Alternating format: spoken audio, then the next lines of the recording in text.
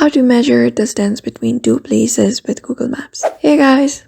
In today's quick tutorial, we are going to learn how we can measure the exact distance between two places using Google Maps.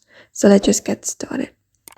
First of all, we can just go over and open up the Google Maps and tap and hold a starting location.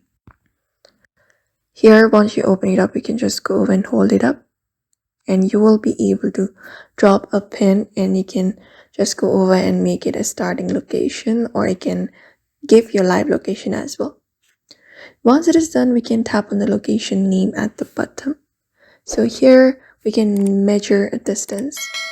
So if you want to measure a distance between two places with Google Maps, you can scroll and tap on the option called measure distance and tap on it. And once we have tapped on it, here we'll be finding an option with a point. So all we gotta do is we can just go and move the map to the second location and go ahead and place it this way. Once it is placed, you can just go over and add up a plus point available and tap on the option called add point or something like that.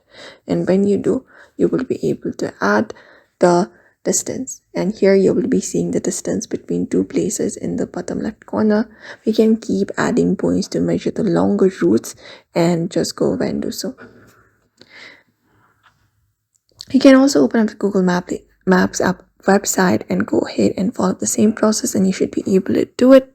That will give us the distance and it will appear at the bottom. You can click on more locations to extend the measurement here, and that's it.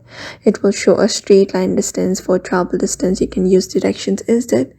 But that is it. That's how we can measure distance between any two places using Google Maps. You can use this feature for quick estimates like land measurement or travel planning. So we hope this video was helpful. Give this video a like and subscribe for more.